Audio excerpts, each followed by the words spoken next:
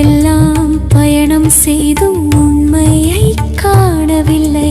உண்மைக்காக அலைந்த நான் உன்னிடத்தில் வந்தேன் அம்மா. உறவோடு காப்பாற்றி உண்மை காட்ட வேண்டும் அம்மா. உலகம் உன் அன்புக்காக ஏங்கியே தவிக்குதம்மா. உன்னை காண மூவுலகும் துடியாய் துடிக்குதம்மா. உன் சரணம் வணங்கிட உலகெல்லாம் கொதிக்குதம்மா.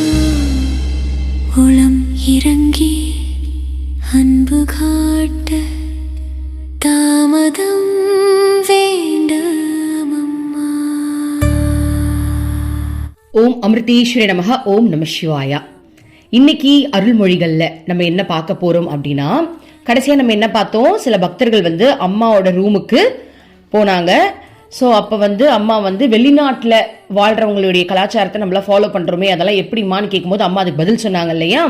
அந்த மாதிரி நம்ம ஃபாலோ பண்ணக்கூடாது. அந்தந்த நாட்டுக்குன்னு தனித்தனி பண்பாடுகள் இருக்குது.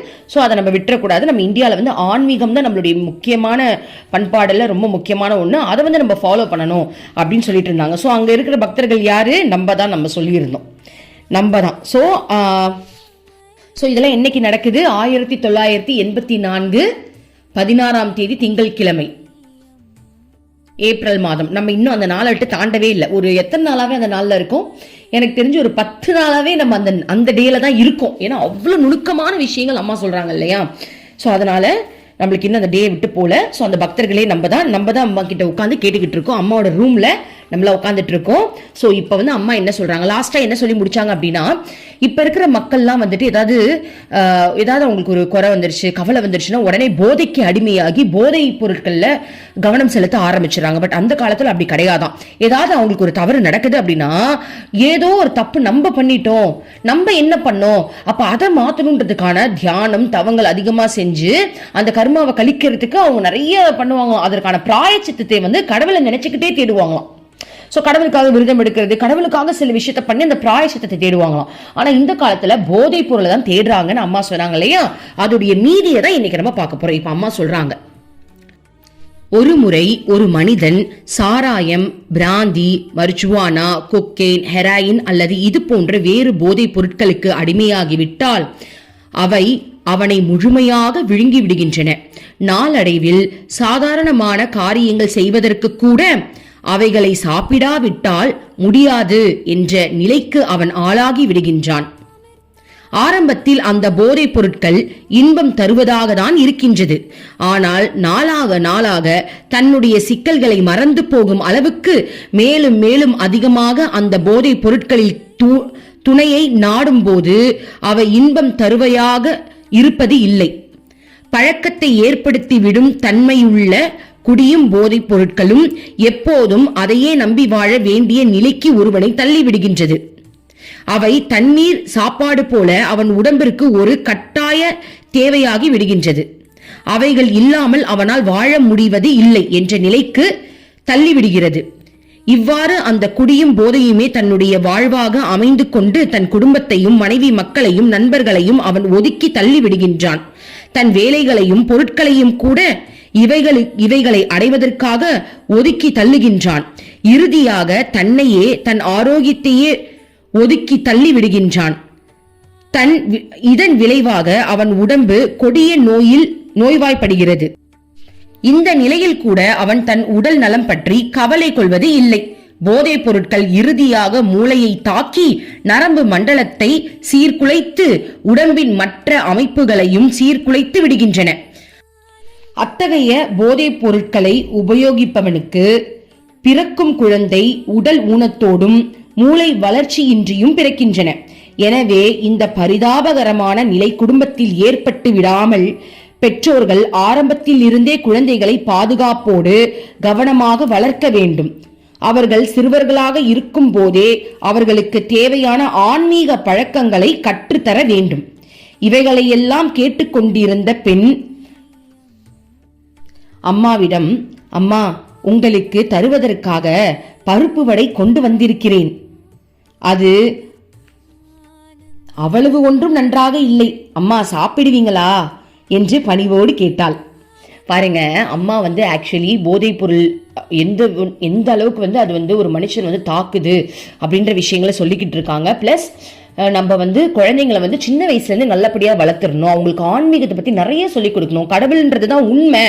இப்பயே நம்ம அந்த விதையை வந்து அவங்களுக்கு விதைச்சிக்கிட்டே இருக்கணும். இறைவன் இருக்கிறாரு, ஒவ்வொரு தூண்லையும் துரும்புலையும் இறைவன் இருக்கிறாரு, இறைவன் தான் இது உனக்கு கொடுத்தாரு, இறைவன் தான் செய்யறாரு. நம்ம வாழ்க்கையில நடக்கக்கூடிய அனுபவங்களை தான் சொல்லி சொல்லி அந்த குழந்தைங்களுக்கு நடக்கிற அனுபவங்களையும் நம்ம சொல்லி சொல்லி ஸ்ட்ராங்கா அந்த ஆன்மீகத்தை வந்து விதைச்சிடணும்.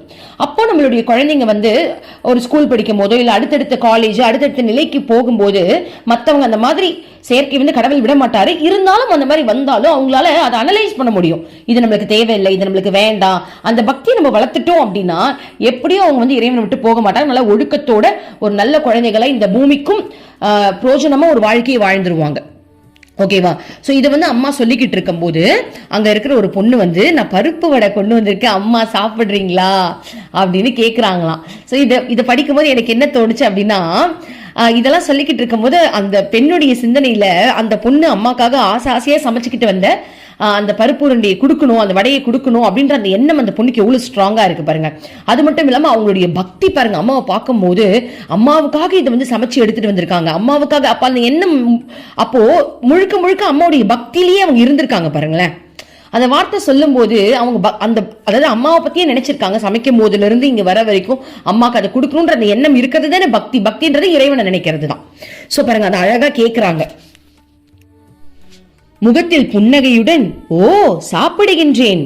குழந்தைகள் பக்தியோடு என்ன கொண்டு வந்தாலும் அம்மாவிற்கு அது மிகவும் பிடிக்கும். அது விஷமாக இருந்தாலும் கள்ளம் கபடம் இல்லாதவர்களின் கைப்படும் போதே அது அமுதமாகவும் தூய்மையாகவும் ஆகிவிடும் என்றார் அம்மா.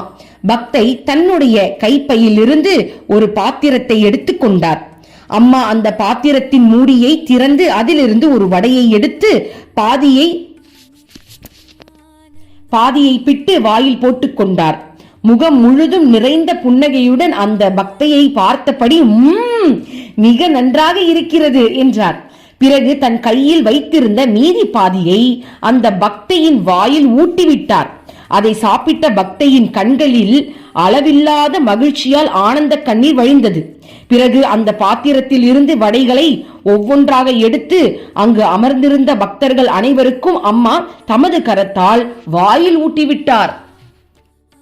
எல்லா பக்தர்களுக்கும் ஊட்டிய பிறகு அம்மாவின் கையில் ஒரு பருப்பு வடை மீதம் இருந்தது. அம்மா அதை இரண்டாக பிட்டு அந்த பக்தையின் வாயில் ஒரு துண்டை ஊட்டினார். மற்றொரு துண்டை அவர் கையில் கொடுத்து குறும்பு புன்னகையோடு, மகளே, நீ இப்போது உன் கையால் அம்மாவிற்கு ஊட்டிவிடு என்று கூறி அந்த பக்தையின் முன் வாயை திறந்து காட்டினார். இதை கண்ட பக்தைக்கு தன் சுய நினைவே மறந்து போய்விட்டது. தான் கனவு உலகில் இருக்கிறோமா அல்லது வேறு எந்த உலகிலாவது போய்விட்டோமா என்று ஆனந்த மயத்தில் தடுமாறினாள். அத்தகைய ஆச்சரியமும் அளவில்லாத மகிழ்ச்சியும் அவர் முகத்தில் பொங்கின. அம்மாவின் வாயில் அந்த துண்டை ஊட்டியதும் அவரால் தன் கண்கள் பொழிந்த ஆனந்த கண்ணீரை அடக்க முடியவில்லை. அம்மாவுக்கு ஊட்டிய பிறகு தன்னை கட்டுப்படுத்தி கொள்ள இயலாமல் கீழே உட்கார்ந்தபடி ஒரு குழந்தையைப் போல தேம்பி தேம்பி அழுதார். கண்ணீர் வடித்தபடியே அந்த பக்தை அம்மாவிடம் கூறினார், இதை தயாரிக்கும் போது என் கைகளால் இதை அம்மாவுக்கு ஊட்ட வேண்டும் என்று ஆசையோடு தயாரித்தேன். அம்மா, நீங்கள் எனக்கு எல்லோருக்கும் ஊட்டிய போதும் என்னுடைய அந்த ஆசை மிகவும் அதிகமாகி விட்டது. அம்மா, என் உள் மனதில் இருந்த பெரிய ஆசையை நிறைவேற்றி விட்டீர்கள். அந்த பெண்மணி தன்னுடைய ஆனந்த கண்ணீரை கட்டுப்படுத்த முடியவில்லை. தேம்பியபடி எல்லாம் அறிகின்ற அன்னையிடம் என்னும் பாடலை பாடினார். பாருங்க, அந்த பக்தை வந்து இப்ப அம்மாக்கு ஒரு பாட்டு பாடுறாங்க. அதாவது பாருங்க, வீட்டுல இவங்க வந்து ஆசையா தயாரிச்சிருக்காங்க. ஸோ அம்மா வந்து எல்லாருக்கும் அந்த வடையை ஊட்டி விட்டுட்டே இருக்கும்போது இவங்களுக்கு அந்த ஆர்வம் அதிகமாயிடுச்சான். அம்மா வந்து தன்னுடைய வாயில பாதி வடையை போட்டுட்டு மீது வடையை அவ கையில கொடுத்து, இப்ப நீ எனக்கு ஊட்டு அப்படின்னும் போது எப்படி இருந்திருக்கும்ல. அவங்களோட ஆசை அந்த இடத்துல நிறைவேறுது பாருங்களேன். அதாவது ஏக்கத்தை வர வைக்கிறாங்க பாருங்க அம்மா. எடுத்தவொடனே நீ எனக்கு ஊட்டி விடு, நீயே அவங்க பருப்பு டப்பா ஓபன் பண்ண உடனே நீயே எனக்கு ஊட்டி விடு மகளேன்னு சொல்லல பாருங்க. எடுத்து வாயில போட்டுட்டு எல்லாருக்கும் கொடுத்துட்டு கடைசியில ஒரு வடை இருக்கு. ஏன்னா அந்த ஃபீலிங்ஸ் அம்மா எப்படி கிரியேட் பண்றாங்க பாருங்க. அதை கிரியேட் பண்ணி கடைசியில் அதை அடையும் போது அப்போ அந்த ஒரு வடை மிச்ச வடை அதை நினைச்சிருந்தா அம்மா வந்து இந்த பொண்ணுக்கு ஊட்டி விட்டுட்டு அம்மா கையால அதை சாப்பிட்டுருக்கலாம். ஆனா பாருங்க கடைசியில இருக்கிற பாதிய அந்த பொண்ணுகிட்டயே கொடுத்து நீ எனக்கு ஊட்டுனாங்க பாருங்க. அம்மா நம்மளுடைய ஆசைகளை எவ்வளவு நிறைவேற்றுறாங்கன்னு தெரியுதா? நம்மளுடைய ஆசைகளை ஒன்னொன்னுத்தையும் அம்மா வந்து நிறைவேற்றுறாங்க. ஸோ அதில் வந்து அவங்க பாடின பாட்டு என்னன்றது இப்போ கேட்கலாம்.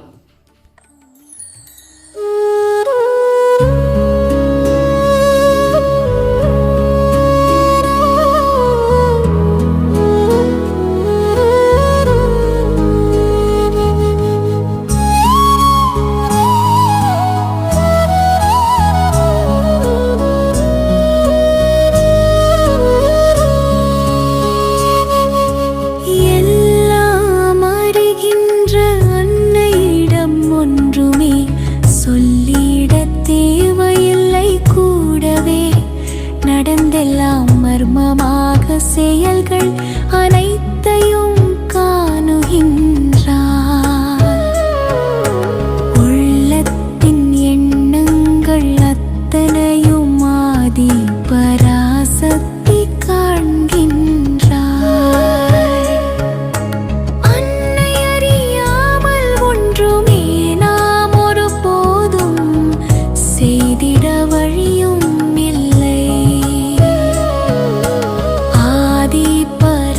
சக்தி அன்னை என்றும் எப்போதும் கூடவே வாழ்கின்றாள். சத்திய ஸ்வரூபத்தை என்றுமே நாம் ஆனந்தமாய் போற்றி பாடுவோம்.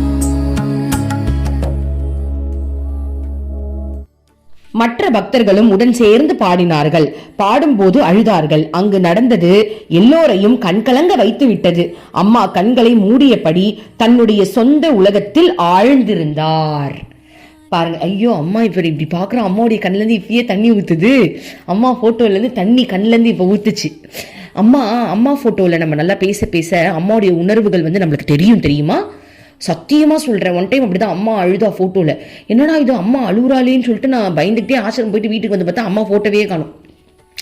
அதனாலதான் அவ முன்னாடியே அழுதுருக்கா. நீ வரும்போது என் போட்டோ இருக்காதுன்னு சொல்லிதான் அழுதுருக்கா போல. அந்த மாதிரி அப்பயே எனக்கு தெரிஞ்சிச்சு. அம்மா வந்து நல்லா காட்டுறாங்க பாருங்க. இது அம்மா பாருங்க அன்னைக்கு நடந்த சம்பவத்தை சொன்னோடனே இப்ப போட்டோல இருக்கிற அம்மா வந்து அப்படியே கண்ணுல தண்ணி ஊத்துது. அவ எந்த அளவுக்கு அம்மா அதை ரியலைஸ் பண்றாங்க பாருங்களேன். ஸோ பக்தர்கள் வந்து எல்லாரும் அந்த ஆனந்தத்தை, ஆமால குழந்தை ஆசைப்பட்டதை அம்மா நிறைவேற்றி அது ஒரு உணர்வு தெரியும்ல. அது ஒரு உணர்வு எனக்கே ஃபீல் பண்ண முடியுது. இப்போ நம்ம குழந்தைங்களே வந்துட்டு எல்லாருக்கும் வந்து எல்லாருக்கும் விளையாடிட்டு இருக்கும் போது ஓடி வந்து அம்மா இந்தாம்மா உனக்காக நான் எடுத்துட்டு வந்தோமா காட்டுமானா நமக்கே ஒரு ஃபீல் வரும்ல. ஐயோ நம்ம குழந்தை ஓடி வந்து நம்ம வாயில ஊட்டுதேனே. அந்த மாதிரி அவ ஏங்க இவங்க ஏங்க அந்த தருணத்தில் நடந்த அந்த சம்பவம் அதுல அன்பு தான் இருக்கு, வேற எதுவுமே அதுல இல்ல. அதுல அன்பு, அந்த அன்பின் பிணைப்பு. அதுக்கு தானே இந்த உலகமே ஏங்குது. அதுக்கு தானே இறைவனும் ஏங்குறாரு. அன்பு தானே எல்லாமே. ஒரு மனுஷன் கடைசியில பாருங்க எதுக்கு ஏங்குவான்னு பார்த்தா அன்புக்கு தான் ஏங்குவார்.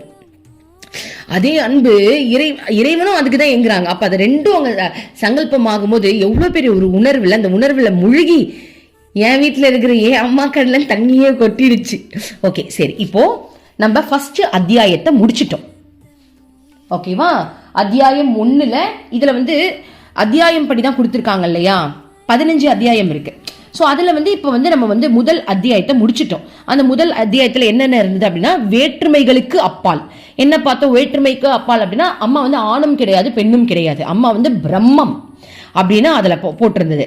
அதே மாதிரி பெண்களின் ஆன்மீக இயல்பு.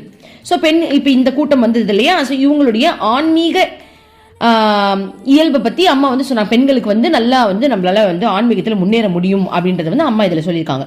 ஸோ இதோட முதல் அத்தியாயம் முடியுது. இப்போ 2வது அத்தியாயத்தை நம்ம பார்க்க போறோம்.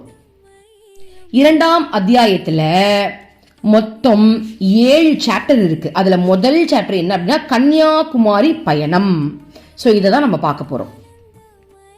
2ஆம் அத்தியாயம் கன்னியாகுமரி பயணம். 1984 ஏப்ரல் மாதம் 19ஆம் தேதி வியாழக்கிழமை.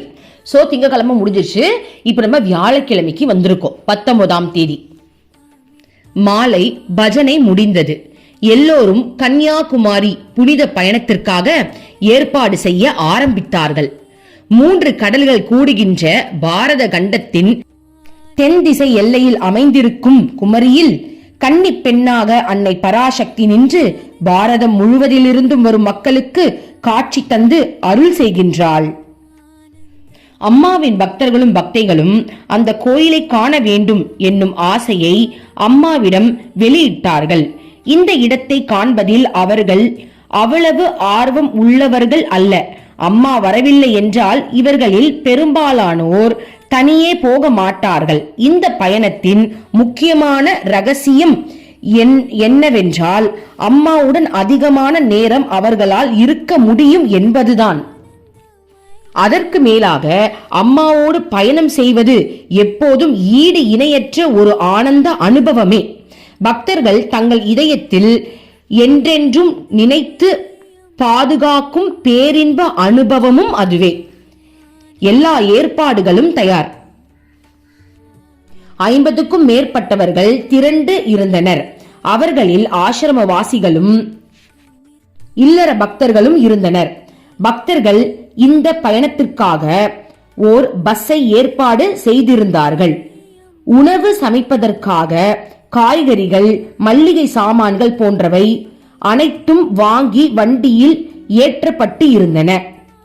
கூடுமான வரையில் வெளியே கடைகளிலும் ஹோட்டல்களிலும் சாப்பிடுவதை தவிர்க்கவே இந்த ஏற்பாடு. மண்டபத்திற்கு அருகில் உள்ள காயல் நீரை படகில் கடந்து அங்கே நின்ற பஸ்ஸின் மேல் பெட்டிகளையும் மூட்டைகளையும் மற்ற பக்தர்களின் உதவியோடு வைத்த பிரம்மச்சாரிகள் அவை கீழே விழுந்து விடாமல் இருப்பதற்காக கயிறால் சேர்த்து கட்டினர். பின் எல்லோரும் பஸ்ஸுக்குள் சென்று அமர்ந்தனர். அப்போது அம்மா கூறினார், குழந்தைகளே, எல்லோரும் கவனியுங்கள். இது உல்லாச பயணமோ ஊர் சுற்றி பார்க்கும் பயணமோ அல்ல. இதை உங்கள் சாதனையில் ஒரு பகுதியாக நினைத்துக் கொள்ளுங்கள். இதை மறந்துவிடக்கூடிய சந்தர்ப்பங்கள் நேரலாம். உங்கள் லட்சியத்தை எப்போதும் நினைவில் கொள்ளுங்கள். அம்மாவை பொறுத்த வரையில் இந்த பயணத்தில் தனிப்பட்ட ஆர்வம் எதுவும் கிடையாது. குழந்தைகளின் மகிழ்ச்சிக்காகத்தான் இதற்கு அம்மா சம்மதித்தேன். இப்போது போகும் இந்த பயணம் உங்களின் ஆத்மாவை நாடி செல்கின்ற பயணம் என்று கருதுங்கள். குறைவாக பேசுங்கள். உங்களால் எவ்வளவு முடியுமோ அவ்வளவு அதிகமாக மந்திரம் ஜபியுங்கள். எப்போதெல்லாம் நேரம் கிடைக்கிறதோ அப்போதெல்லாம் கடவுளையோ அல்லது உங்களுடைய இஷ்ட தெய்வத்தையோ நினையுங்கள். பஸ் செல்லும் போது பாதையில் 2 பக்கங்களிலும் தெரியும் பொருட்கள் மற்றும் காட்சிகளில் மனதை செலுத்தாதீர்கள். மனம் முன்பே பல உருவங்களால் நிறைந்திருக்கின்றன. அதில் மேலும் சுமைகளை ஏற்றாதீர்கள். நாம் மனதில் உள்ள பாரத்தை குறைக்க முயற்சி செய்து கொண்டு இருக்கின்றோம். அவைகளை எல்லாம் காலி செய்துவிட்டு பாரம் இல்லாதவர்களாக ஆவோம். அதற்கு மேல் வேறு புதிய எந்த பாரத்தையும் சேர்க்க வேண்டாம். பேசிதான் ஆக வேண்டும் என்றால் மெதுவாகவும் அதில் சத்தம் இல்லாமலும் பேசுங்கள். தேவையற்ற விஷயங்களை பேசாதீர்கள். நேரம் விலை மதிப்பு அற்றது. நீங்கள் 1 லட்சம் ரூபாயை இழந்து விட்டாலும் அம்மா அதற்காக கவலைப்பட மாட்டேன். ஆனால் என்னுடைய குழந்தைகள் 1 நிமிடத்தை வீணாக்குவதை கண்டால் அம்மா மிகுந்த வேதனையும் வருத்தமும் அடைவேன். சென்ற நேரம் திரும்ப வரவே வராது. இது சத்தியமா சொல்ற நம்ம ரொம்ப முக்கியமா கவனிக்க வேண்டிய விஷயம். இது அவ்வளவு சீக்கிரமா நம்மளால ஈஸியா படிச்சுட்டுலாம் போகவே முடியாது. ஏன்னா இதுல ஒவ்வொரு வார்த்தையும் நமக்கு நுணுக்கமா நம்ம டிராவல் பண்ண வேண்டிய விஷயம். சரி, முதல்ல என்ன பண்றாங்க அப்படின்னா கன்னியாகுமரி பயணம். சோ பக்தர்கள் எல்லாரும் என்ன பண்றாங்க, அங்க இருக்கிற ஆசிரமத்துல இருக்கிற பக்தர்களும் பிரம்மச்சாரிகளும் அம்மா கிட்ட என்ன கேக்குறாங்க அப்படின்னா, அம்மா நம்ம இந்த மாதிரி கன்னியாகுமரியில் இருக்கிற அந்த கோயிலுக்கு போகலாம் அப்படின்னு. ஆக்சுவலி அவங்களுடைய ஆசை கோயிலை சுத்தி பார்க்கணுன்றதை தாண்டி அம்மா கூட டிராவல் பண்ணணும்ன்றதுதான் அவங்களோட ஆசை. அது மட்டும் இல்லாம அதுல முக்கியமான ரகசியம் என்ன அப்படின்னா, இதுல அம்மா கூட நிறைய டைமை அவங்களால யூட்டிலைஸ் பண்ண முடியும். அம்மா கூட நிறைய நேரம் இருக்க முடியும்ன்றதுதான் இதுல மிகப்பெரிய ஒரு விஷயமே. சோ அந்த இடத்த சுத்தி பார்க்கணுன்றதை தாண்டி அம்மா கூட போறோம்ல, அதற்காக தான் அவங்க அம்மாவை கூப்பிட்டாங்களாம். ஏன்னா இந்த விஷயம் தெரிஞ்சாதான் அம்மாவும் வருவாங்க. ஏன்னா ஆல்ரெடி ஒரு பக்தருக்கு அம்மா சொன்னாங்க, ஞாபகம் இருக்கா?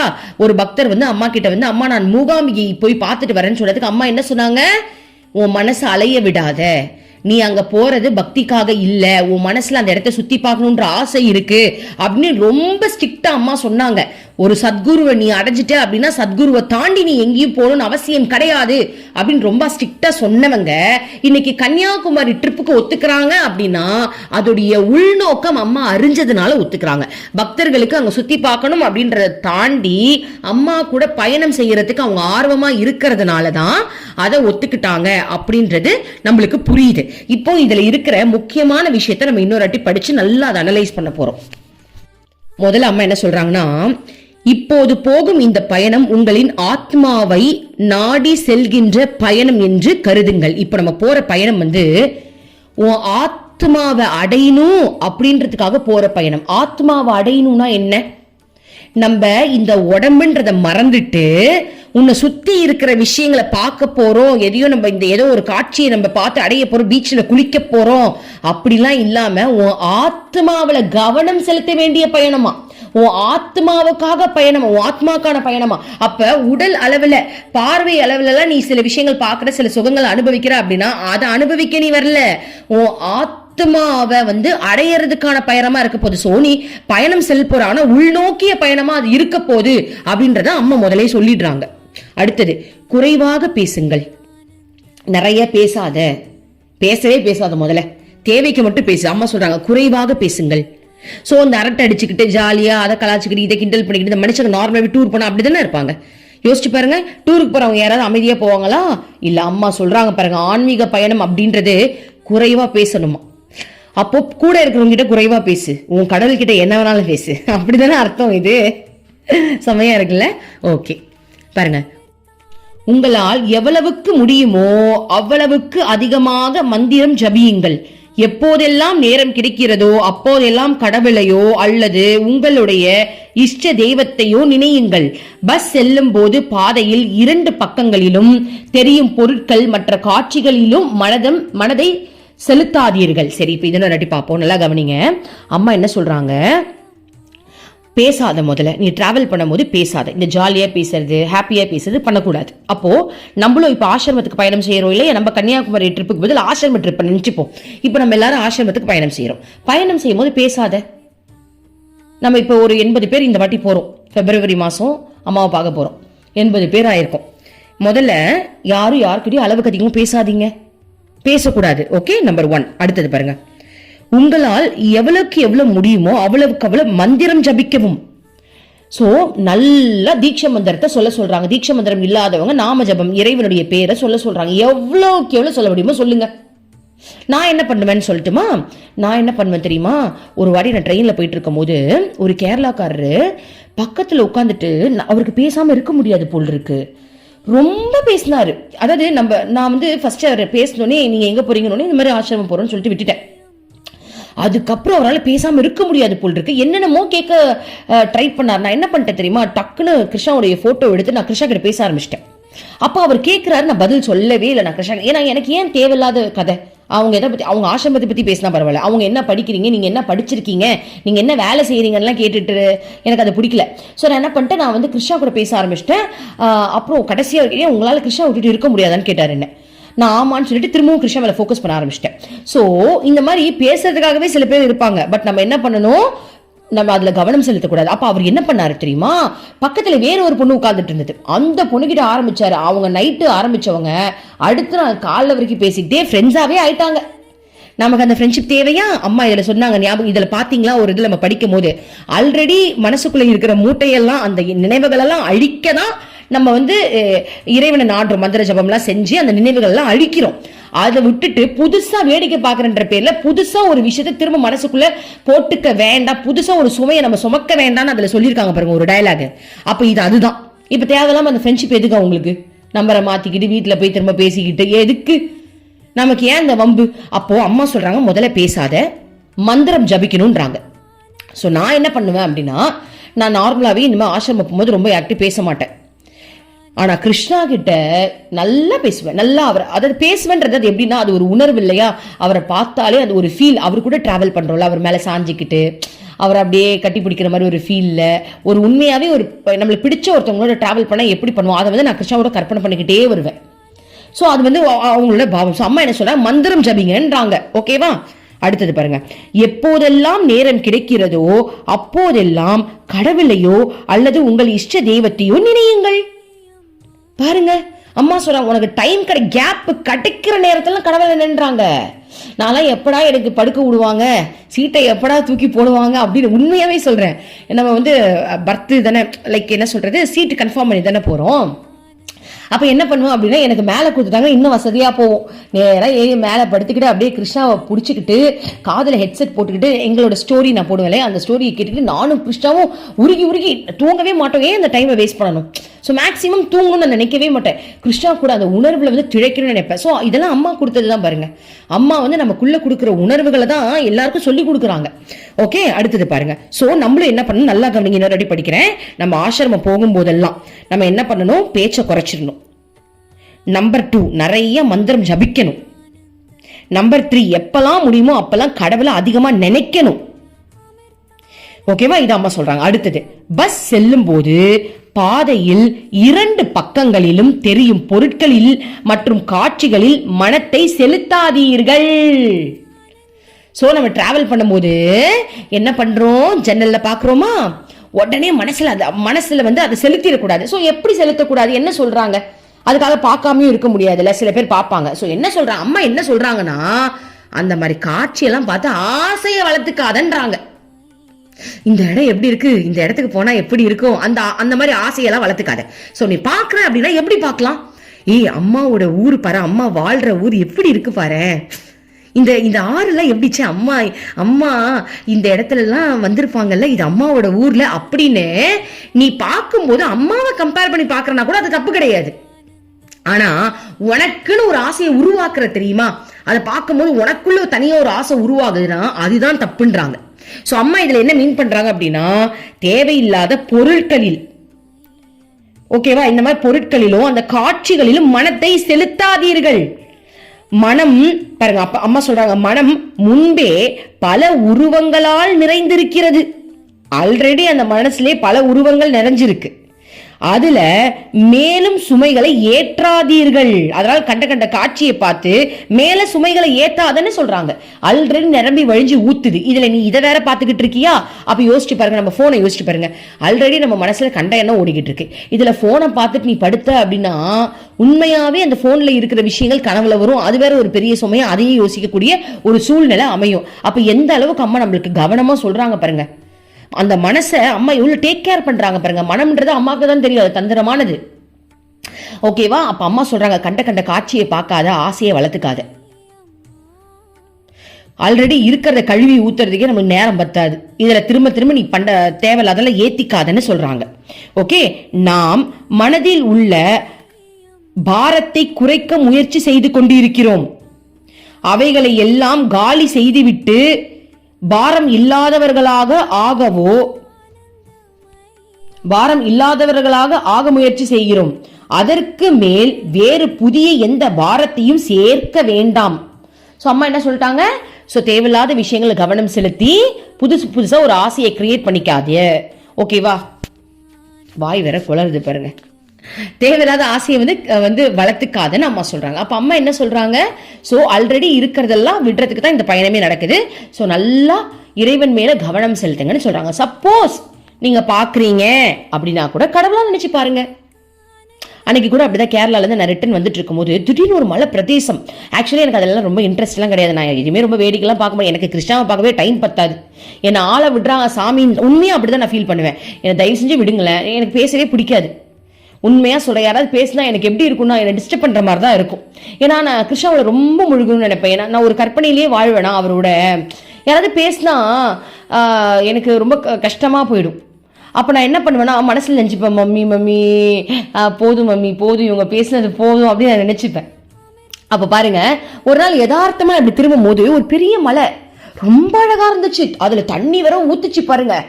அப்போ பார்த்த உடனே என்னோட ஸ்டோரியில நான் கம்பேர் பண்ணிட்டேன், கிருஷ்ணா இந்த இடத்துக்கு நம்ம 2 பேரும் வந்தா எப்படி கிருஷ்ணா இருக்கும், என்ன கிருஷ்ணா பண்ணுவோம், அந்த தண்ணியில கால் வச்சு விளையாடுவோமா, நீ என்ன சில்மிஷம் பண்ணுவியா, நீ ஓடுவியா, நான் உன்னை பிடிப்பேனா, அப்படிலாம் நான் நினைச்சு பார்க்க ஆரம்பிச்சிட்டேன். ஸோ அப்போ கடவுளோட கம்பேர் பண்ணி நம்ம இதை ரசிக்கிறோம் அப்படின்னா அது தவறு இல்லை.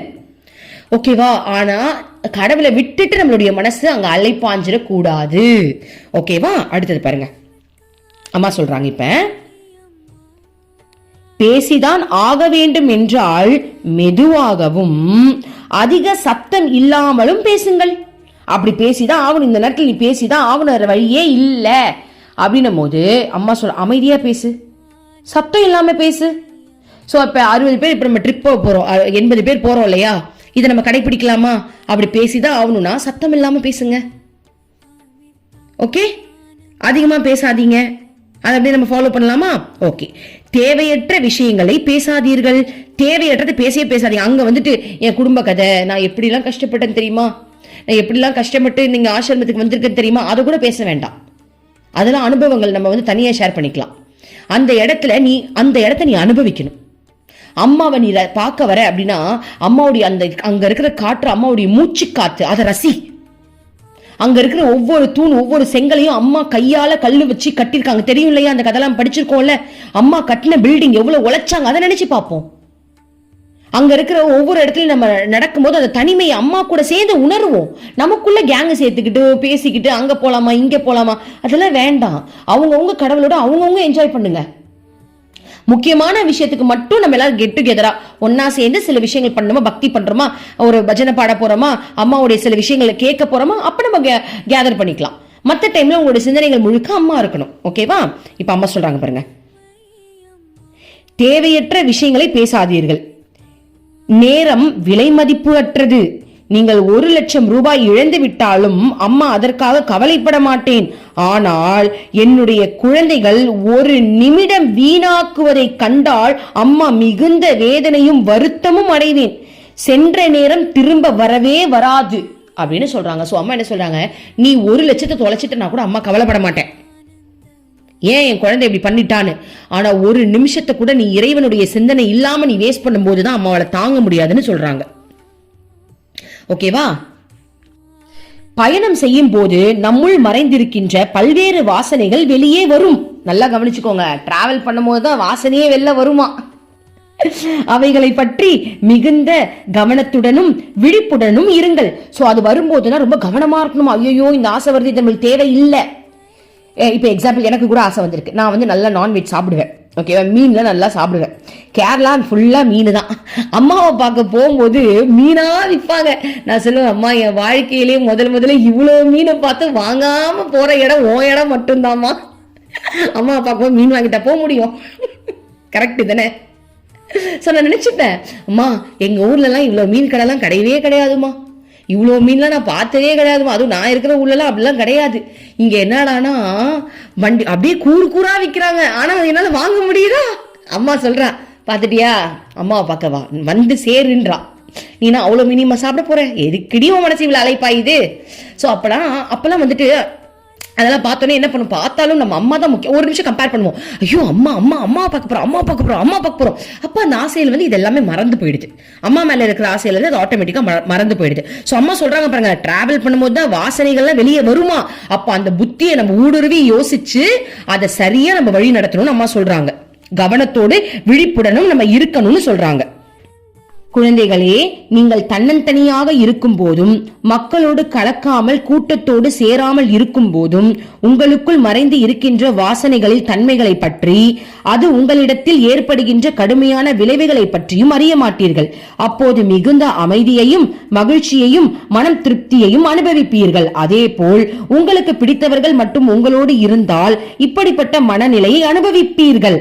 ஆனால் உங்களுக்கு பிடிக்காதவர்களின் மத்தியில் இருக்கும் போதே, விரும்பாத சூழ்நிலையில் இருக்கும் போதே உங்களால் அதே அமைதியும் திருப்தியுடனும் நிலைநிறுத்த முடியாமல் போனால் அந்த அமைதியோ திருப்தியோ உண்மையானது அல்ல. ஆழ்ந்த அமைதியையும் திருப்தியையும் எந்த சூழ்நிலையிலும் தக்க வைத்துக் கொள்வதுதான் நம் லட்சியம். இயன்ற அளவு மனக்கட்டுப்பாடு இருக்க முயற்சிக்க வேண்டும். சரி, இங்க பாருங்க இது என்ன, நான் ஃபர்ஸ்ட் நம்ம சொல்லிடலாம். அதாவது அம்மா என்ன சொல்றாங்கன்னா, பயணம் செய்யும் போதுதான் உனக்கு வாசனைகள் அதிகரிக்குமா. பயணம்னா அந்த டிராவல் டைம்ன்றதை மட்டும் அம்மா மென்ஷன் பண்ணல, டிராவல் டைமை மட்டும் மென்ஷன் பண்ணல. பயணம் செல்லும் போது நீ நிறைய பேரை மீட் பண்ணுவ, கரெக்டா? இப்போ நீ அமைதியா இருக்கும்போது கூட சந்தோஷத்தை அனுபவிக்கலாம், இல்ல உனக்கு பிடிச்சவங்க கூட நீ இருக்கும்போது கூட அந்த சந்தோஷத்தை அனுபவிக்க முடியும்.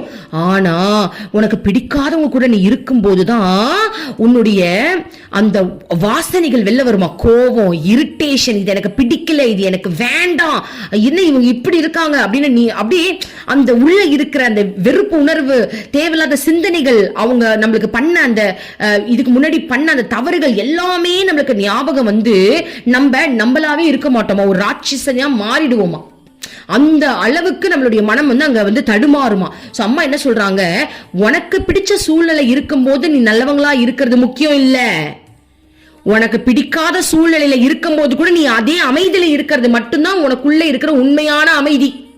எப்படி? அப்பெல்லாம் நம்மளாம் எந்த பர்சன்டேஜ்ல இருக்கோம் தெரிஞ்சுக்கோங்க. அதில் அம்மா சொல்றது பார்த்தா அப்பெல்லாம் நம்ம 0% போல் இருக்கேமா. ஏன்னா இங்க இருந்து ஆசிரமத்துக்கு போகும்போதே அம்மா நல்லபடியா ரூம் கிடைச்சிடணுமா, அம்மா ரூம் ரொம்ப கிளீனா இருக்கணுமா, ப்ளீஸ்மான்னு வேண்டிக்கிட்டு போற கேங்க நாங்களாம். அப்போ அது நல்லா இருந்தாதான் மனசு அமைதியா இருக்குமா, நல்லா இல்ல என்ன பண்ணுவோம், அப்ப மனசு அதையே நினைச்சுக்கிட்டு இருக்குமா. அம்மா சொல்றாங்க பாருங்க, பயணம்ன்றது சாதாரண விஷயம் கிடையாதான். உனக்கு பிடிச்ச மாதிரி இருந்தா நான் அமைதியா இருப்பேன், உனக்கு பிடிக்காத மாதிரி இருந்தா நான் வந்து எனக்கு அந்த அதையே நினைச்சுக்கிட்டு இருப்பேன், அப்போ உண்மையான அமைதி உனக்குள்ள இல்ல அப்படின்னு அம்மா சொல்றாங்க. இப்ப எக்ஸாம்பிள், நம்ம ஒரு எக்ஸாம்பிள் சொல்லலாமா? என்ன எக்ஸாம்பிள்? பிக் பாஸ் பாத்திருக்கீங்களா? அந்த பிக் பாஸ் நினைச்சுக்கோங்க. வெளியில இருக்கும் போது இருக்கிறதுலே நல்லவங்களா இருப்பாங்க, 4 பேருக்கு பிடிக்கும், நிறைய ரசிகர்கள் இருப்பாங்க. ஆனா பிக் பாஸ்குள்ள உள்ள போனாதான் அந்த சூழ்நிலையே மாத்தி விடுவாங்க தெரியுமா. எப்படி மாத்தி விடுவாங்க, அதுல இருக்க நல்லதை நம்ம தெரிஞ்சுப்போம். ஒரு எக்ஸாம்பிளுக்கு நம்ம எடுத்து போகணும், தப்பு கிடையாது. ஓகே, உள்ள வந்து ட்விஸ்ட் அது இதுன்னு பண்ணி விட்டு பிடிக்காதவங்க நம்ம கூட சேர்த்து விட்டு அப்பதான் நம்ம சுயரூபமே தெரியும்பா. அந்த இடத்துலயும் என்னால அமைதியா இருக்க முடியுது அப்படின்னா அப்பதான் உண்மையான அமைதியை கத்திருக்கேன்னு அர்த்தம். ஆனா அந்த இடத்துல என்னால இருக்க முடியாது அப்படின்னா நீ இன்னும் அமைதியை கத்துக்கவே இல்லைன்னு அர்த்தம். சோ அம்மா இதான் சொல்றாங்க பாருங்க. அம்மா சொல்றாங்க, அன்பு, பொறுமை, சகிப்புத்தன்மை இவைகளை இந்த பயணத்தில் உருவாக்கி கொள்ளுங்கள். இந்த பயணத்துல அன்புனா என்னன்னு கத்துக்க. உன்னை யாரா திட்டினா கூட அன்பா பேச கத்துக்கணுமா. பொறுமையா இரு. திடீர்னு நீ அவசரமா அந்த கோயிலுக்குள்ள போகணும்னு நினைக்கிற, யாராவது கேட்டு போட்டு தடுத்துட்டு இப்ப இல்லம்மா சாயந்தரம் வரைக்கும் நீ கியூல தான் நிக்கணும்னு சொல்லிட்டாங்கன்னா பரவாயில்ல, பொறுமையா நான் இருக்கேன். சகிப்புத்தன்மை, உனக்கு இது வரைக்கும் நீ இல்லாத மாதிரி ஒரு இடத்துல நீ தூங்கணும் அப்படின்னா தூங்கிதான் ஆகணும். அந்த சகிப்புத்தன்மையை கத்துக்கோ. இவைகளை இந்த பயணத்தில் உருவாக்கி கொள்ளுங்கள். இந்த மாதிரி ஒரு நல்ல ஒரு பண்பாடெல்லாம் நீ வந்து உனக்குள்ள உருவாக்கிக்கோன்னு அம்மா சொல்றாங்க. இவைகளை பயிற்சி செய்யுங்கள். இந்த மாதிரி நான் பயிற்சி செய்ய போறேன் நம்ம நினைக்கணுமா. எனக்கு சொகுசு எல்லாம் வேண்டாம், நான் வந்து இதை கத்துக்கிறேன். பாருங்க இவ்வளவு பேசுறோம், இந்த வாட்டி ட்ரிப்பு என்ன ஆக போகுதுன்னு வேற தெரியல. கிருஷ்ணா, சரி பாத்துக்கலாமா, நீ சொல்றது நாங்க ஓகேமா, அக்செப்ட் பண்றோமா. சகிப்புத்தன்மை, அன்பு, பொறுமை இது இருக்கணும்னு சொல்றீங்க, ஓகே. இந்த பயணம் அந்த குணங்களை எல்லாம் பயிற்சி செய்வதற்கான மிக சிறந்த வாய்ப்புகள் அப்படின்னு அதை வந்து வாய்ப்பா எடுத்துக்கணுமா. சிலர் உங்களோட ஒத்து போகலாம், சிலர் மாறுபடலாம், அவர்கள் வாதம் செய்யலாம், அவர்களை எதிர்த்து பேசாதீர்கள், அமைதியாக இருக்க முயற்சி செய்யுங்கள். உங்களுடைய அமைதியால் அந்த மனிதனை தோல்வியுற செய்ய வேண்டும். உங்களுக்கு ஏதாவது புகார்கள் இருந்தால் அதை அம்மாவிடம் வந்து சொல்லுங்கள். ஆனால் எந்த காரணமும் கொண்டு கோபப்படாதீர்கள், முரட்டுத்தனமாக பேசாதீர்கள், கடுமையான வார்த்தைகளை பயன்படுத்தாதீர்கள். சோ நீ போற இடத்துல கூட இருக்கிறவங்க கூட ஒரு ப்ராப்ளம் வரலாம், அட்ஜஸ்ட்மெண்ட் இல்லாம இருக்கலாம், உன்னை அவங்க திட்டலாம். ஆனா நீ அவங்க கிட்ட எதுவுமே கோபத்தை காட்டக்கூடாது, அமைதியா இருக்கணும். உன்னுடைய அன்பால அவங்களை தோக்கடிக்கணுமா. ஆனா உனக்கு ஏதாவது பிரச்சனைனா அம்மா கிட்ட வந்து சொல்லு அப்படின்னு அம்மா சொல்றாங்க பாருங்க. எனக்கு தெரிஞ்ச அம்மா நிறைய ட்விஸ்ட், அம்மா இதெல்லாம் வாயத்தொண்டு சொல்றாங்க அப்படின்னா ஒவ்வொருத்தருக்கும் ஒவ்வொரு சவுக்கடி எங்க வச்சிருக்காங்கன்னு அர்த்தம். நார்மலாவே ஆசிரமத்துக்கு போனா அது நடக்கும். சோ அம்மா பிளான் பண்ணிட்டு தான் முன்னாடியே எச்சரிக்கிறாங்க போல் இருக்கு, என்ன வேணாலும் நடக்கும், எல்லாம் பாத்துக்கணும்னு சொல்றாங்க அம்மா.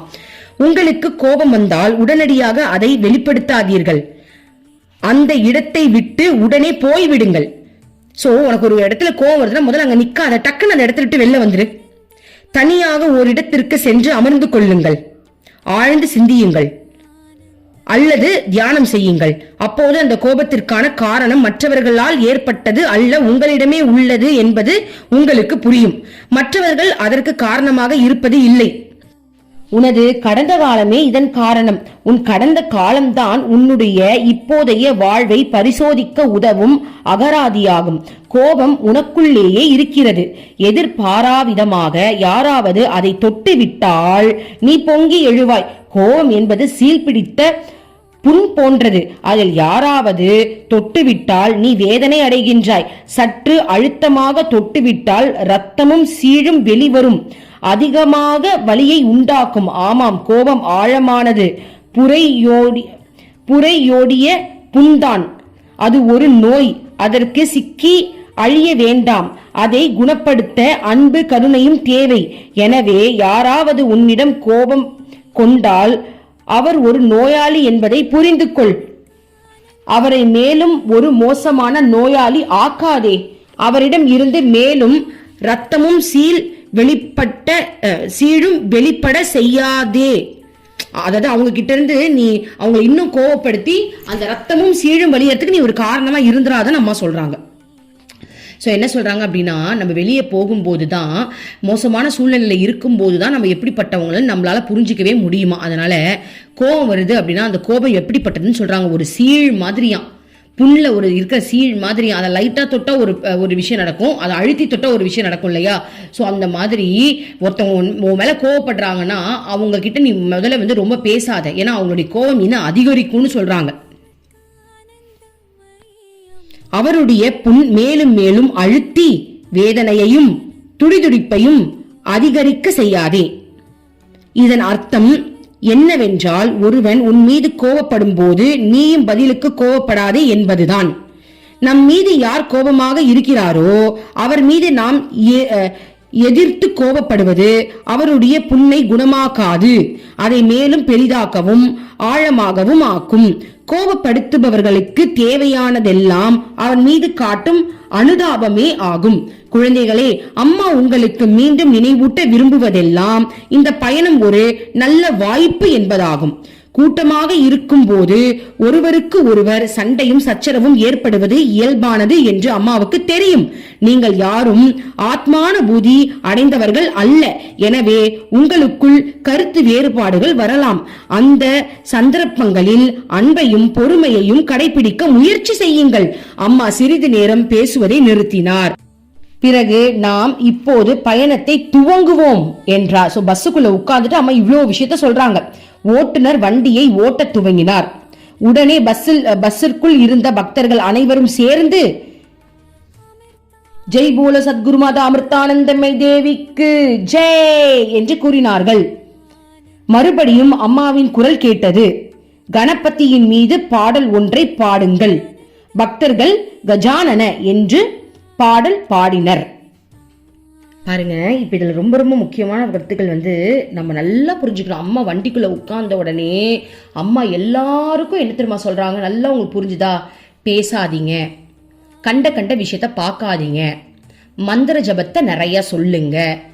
நீ டிராவல் பண்ணும்போது தான் உன்னுடைய வாசனைகள் வெளியே வரும். எந்த டிராவல் பண்ணும்போது நிறைய பேரை பார்ப்ப, நிறைய பேர் கூட பேச வேண்டிய சூழ்நிலைகள் வரும். அப்போ உங்களுக்குள்ள கருத்து வேறுபாடுகள் வரும். சில சமயங்கள்ல நீ தங்குற இடம் உனக்கு பிடிக்கலாம், பிடிக்காம போகலாம். சகிப்புத்தன்மை உனக்கு வேண்டும், அன்பு வேணும். ஸோ நீ தனியா இருக்கும் போது அனுபவிக்கக்கூடிய சுதந்திரம், ஜாலி, அது வந்து உண்மையான ஒரு மனநிலை இல்லை. இந்த மாதிரி பிடிக்காத சூழ்நிலையில இருக்கும் போது நீ காட்ட வேண்டிய அமைதி இருக்கு இல்லையா, அப்போ உன்னால அமைதி காட்ட முடிஞ்சதுன்னா மட்டும்தான் நீ உண்மையான அமைதியான ஒரு பர்சன் சொல்ல முடியும். ஸோ நீங்க யாரும் ஆத்ம அனுபூதி அடைஞ்சவங்க கிடையாது. ஸோ ஆப்வியஸா கருத்து வேறுபாடுகள் இருக்கும். அதனால நான் சொல்றேன், முதல்ல யாரும் பேசாதீங்க, இறைவன் மேல ஆழ்ந்த சிந்தனையில இருங்க, மந்திர ஜபம் சொல்லிக்கிட்டே இருங்க. இப்ப நீங்க எல்லாரும் இதை கடைபிடிக்கிறீங்கன்னு வச்சுப்போம். அப்போ ஒரு மோசமான இடம் இருக்கு அப்படின்ற ஒரு சூழ்நிலையில நம்ம என்ன பண்ணுவோம், அட்ஜஸ்ட் பண்ணுவோம். புரியுதா? அப்போ நாளை காலைல வந்து நீ அட்ஜஸ்ட் பண்ணி ஒரு இடத்துல தூங்கிட்ட. நாளை காலையில வந்து பாக்குற ஒரு இடம் ஆக்சுவலி காலியாவே இருந்திருக்கு, ஒரு ரூம்ல யாருமே இல்ல, கூட ஒருத்தர் படுத்து இருந்திருக்கு, வேற ஒருத்தர் மட்டும் தான் இருந்திருக்காரு. அப்ப அவர் மேல நம்மளுக்கு கோவம் வரும். ஏண்டா நான் வெளில தானே படுத்துட்டு இருந்தேன், ஒரு வார்த்தை சொல்லிருக்கலாம்ல, உள்ள வாடா ரூமுக்குள்ள வந்து படுத்துக்க. சோ இந்த மாதிரி ஃபீல்லாம் நம்மளுக்கு உடனே அவன் மேல ஒரு தாட் வந்துருச்சு, இவன் மோசமான ஆள் போல் இருக்குடா, நம்மளுக்கு ஒரு தாட் வரும்.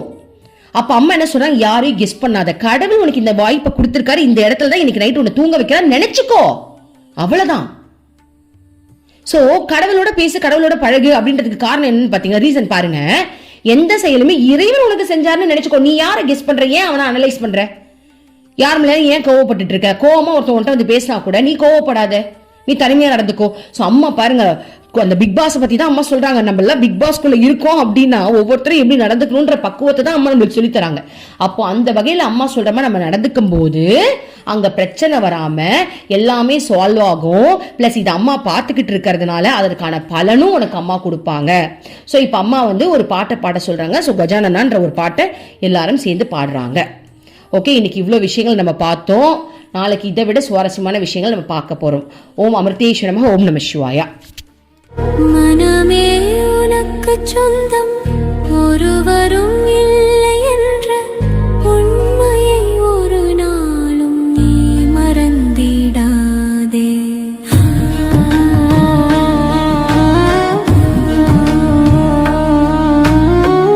அர்த்தமற்ற கர்மங்களை செய்து கொண்டே சம்சாரத்தில் பயனின்றி நீயும் வீணாய் அலைகின்றாயே.